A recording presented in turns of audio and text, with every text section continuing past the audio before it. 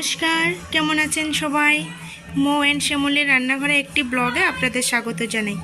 আজকে আমি হাঁসের মাংস রান্না করব। এখানে 2টা হাঁস নিয়েছি। চলেন ভিডিওটা শুরু করি। আর ভিডিওটা যদি ভালো লাগে অবশ্যই আমার চ্যানেলটাকে সাবস্ক্রাইব করে দেবেন, আর লাইক কমেন্ট শেয়ার করতে একদমই ভুলবেন না।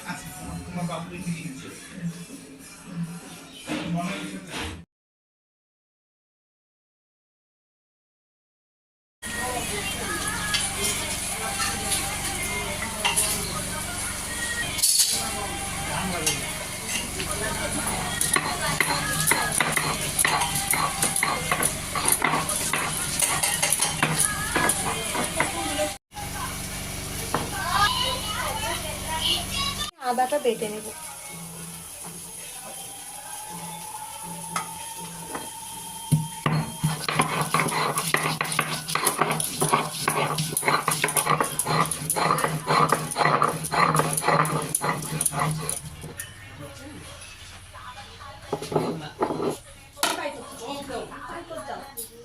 আদা বাটা হয়ে গেছে, এখন আমি শুকনো লঙ্কাগুলো বেটে নেব।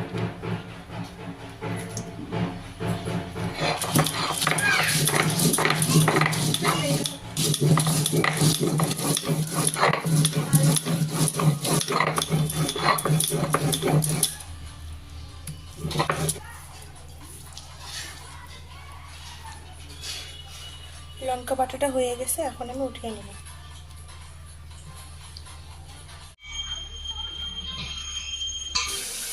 কড়াই গরম হয়ে গেছে, এখন আমি এর মধ্যে তেল দিয়ে দেব।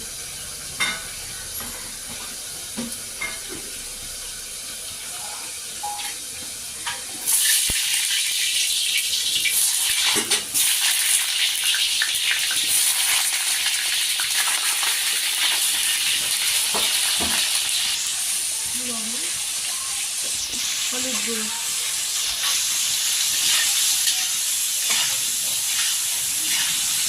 এখন আমি আলুগুলো ভেজে নেব।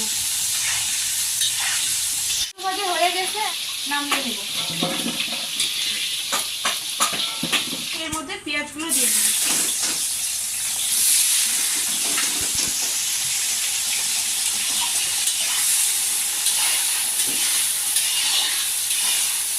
তেজপাতা দিয়ে দেব।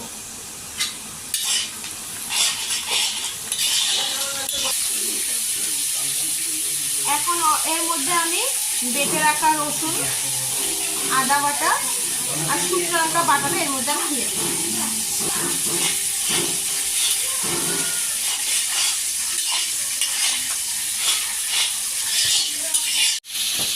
আদা রসুনের কাঁচা গন্ধটা চলে গেছে, এখন আমি এর মধ্যে জিরে গুঁড়ো,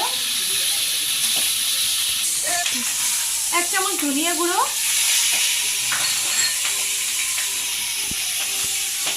হলুদ গুঁড়ো, স্বাদ মতো লবণ, আর এখানে কাশ্মীরি লঙ্কার গুঁড়ো। সামান্য পরিমাণে জল দিয়ে আমি মশলাটাকে ভালো করে কষিয়ে নিই।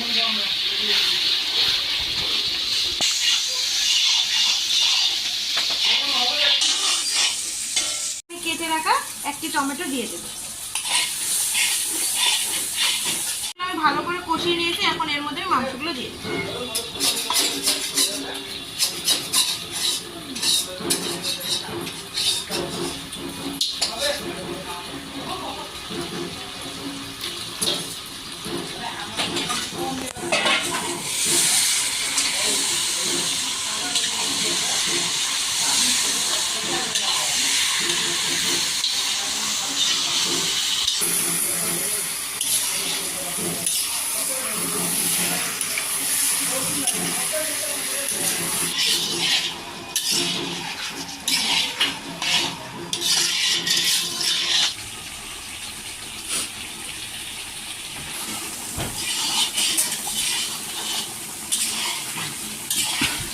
আমি মাংসগুলো 10-15 মিনিট ভালো করে কষিয়ে নিব। এখন আমি এর মধ্যে জল দিয়ে 15-20 মিনিট ঢাকা দিয়ে রাখবো।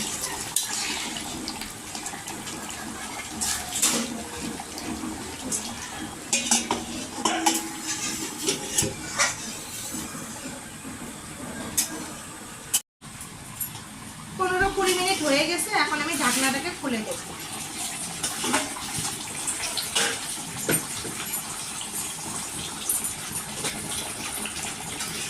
এর মধ্যে আমি কয়েকটি গোটা রসুন দিয়ে দেব।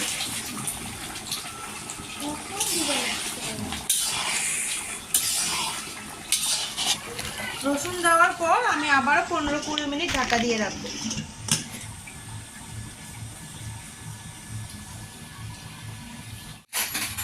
15-20 মিনিট হয়ে গেছে, এখন আমি ঢাকনাটাকে খুলে দেব।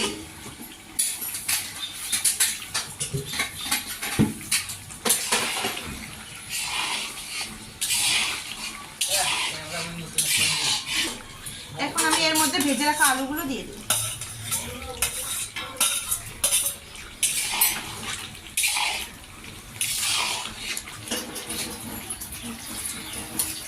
আলু দেওয়ার পর এখন আমি আবার সামান্য পরিমাণে জল দিয়ে আর 5-7 মিনিট ঢাকা দিয়ে রাখবো। এখন আমি ঢাকনাটাকে খুলে দেখব।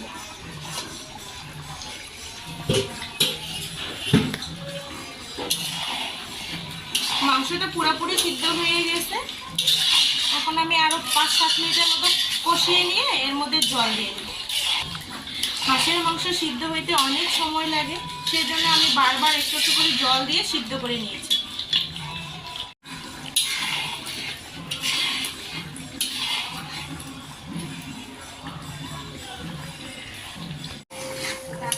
মাংসগুলো আমি ভালো করে কষিয়ে নিয়েছি, এখন আমি এর মধ্যে জল দিয়ে দেব।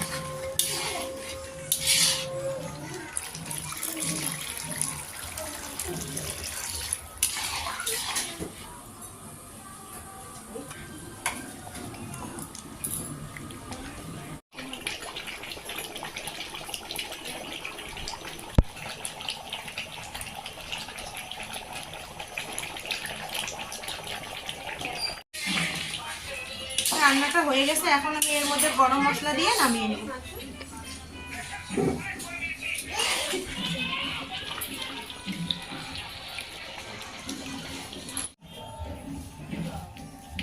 এখন আমি নামিয়ে নেব।